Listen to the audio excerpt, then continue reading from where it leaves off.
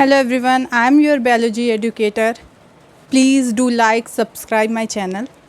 So today I'll teach you cell, the unit of life. Cell. Cell is the basic structure and functional unit of life. मतलब किसी भी organism को अगर living होना है, ज़िंदा रहना है, तो उसे एटलीस्ट एक सेल का बना होना चाहिए.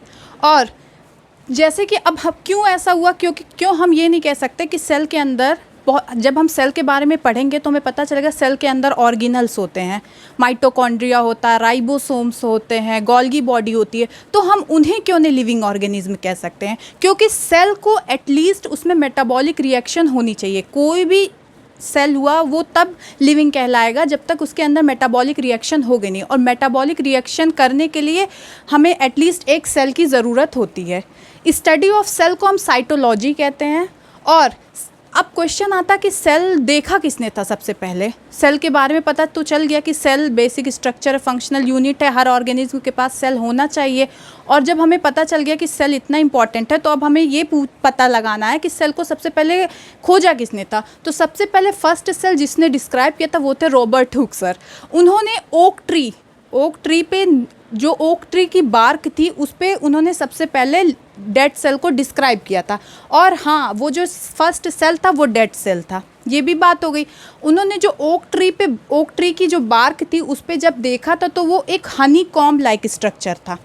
तो अब तो हमें ये भी पता चल गया सेल क्या है, सेल को देखा किसने. अब बात आती है कि लिविंग सेल को किसने देखा. जैसे जैसे टाइम जाएगा, जैसे जैसे इलेक्ट्रॉन की डिस्कवरी हुई, वैसे वैसे हमें ये भी पता चलने लगा कि लिविंग सेल को किसने देखा. तो father of microscopy Anton von Leeuwenhoek, इन्होंने माइक्रोस्कोप का इन्वेंशन किया क्योंकि इन्होंने फर्स्ट लिविंग सेल को इलेक्ट्रॉन माइक्रोस्कोप से देखा. अब लिविंग सेल, आपको डेड सेल भी पता चल गया किसने देखा, लिविंग सेल भी पता चल गया. अब पता चला कि सेल, एक सेल से क्या सारे ऑर्गेनिज्म होते हैं? नहीं. तो फिर लिविंग ऑर्गेनिज्म भी डिफाइन हुए.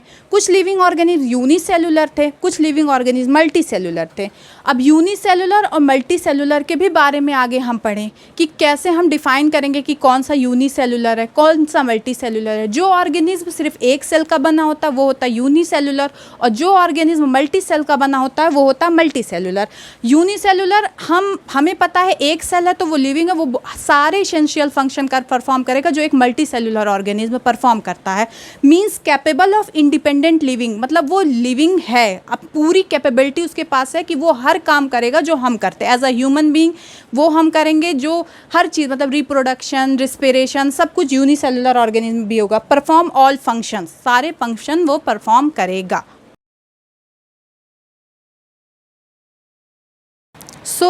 अब हम दूसरे पॉइंट पे चलते हैं.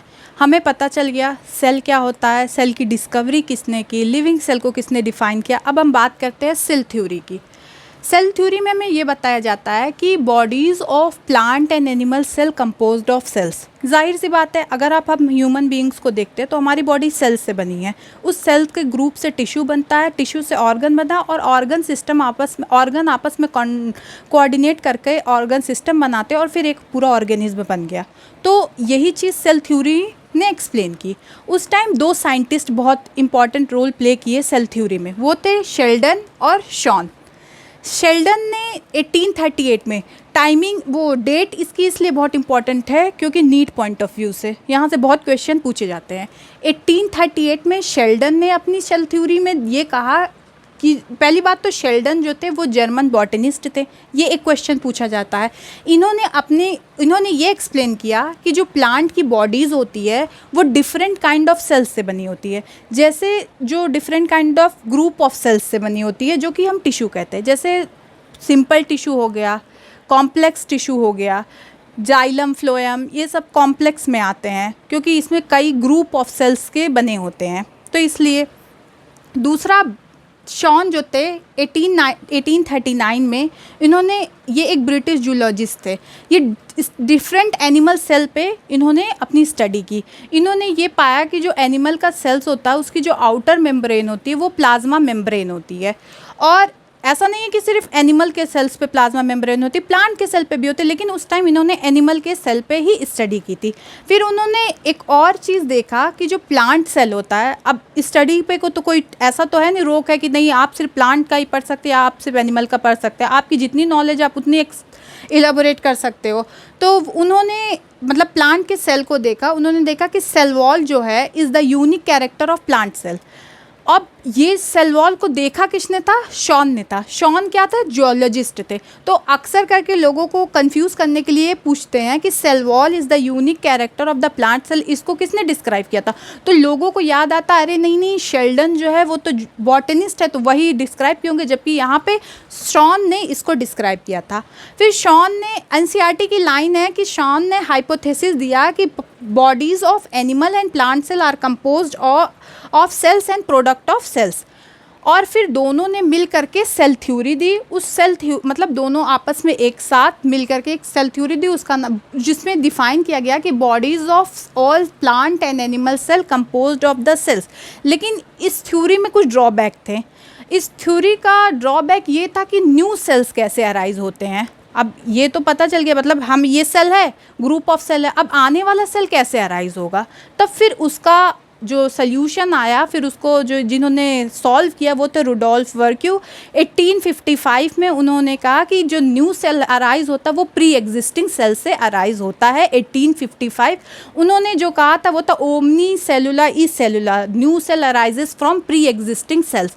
फिर एक मतलब पूरा फिर नए तरीके से मॉडर्न सेल थ्योरी आई। Cell theory could not explain how new cell arises। फिर जो चीज़ हम पहले बता चुके हैं कि रुडोल्फ वर्क्यू 1855 ओमनी सेलुला ई सेलुला थ्योरी उन्होंने दी। उन्होंने कहा कि new cell arises from pre existing cells, जो कि पीछे एक्सप्लेन कर दिया। फिर जिस सेल थ्योरी को आज हम समझते हैं वो ये कहती है कि all bodies of all plant and animal cell composed of cells and product of cells और and new cell arises from pre existing cell. आप लोग इसका स्क्रीनशॉट लीजिए। स्क्रीनशॉट अब आपका हो गया। तो पहला पार्ट हो गया कंप्लीट। इसमें हमने आपको एक्सप्लेन कर दिया सेल क्या होता है, सेल थ्योरी क्या होती है। इसके बाद हम नेक्स्ट पार्ट में ओवरव्यू ऑफ द सेल पढ़ेंगे, मतलब साइटोप्लाज्म, उसके ऑर्गेनल्स, यूकैरियोट्स, प्रोकैरियोट, इन सब के बारे में हम आगे नेक्स्ट वीडियो में पढ़ेंगे। स्टूडेंट मिलते हैं नेक्स्ट वीडियो में, तब तक आप चैनल को सब्सक्राइब कर दीजिए। Bye bye.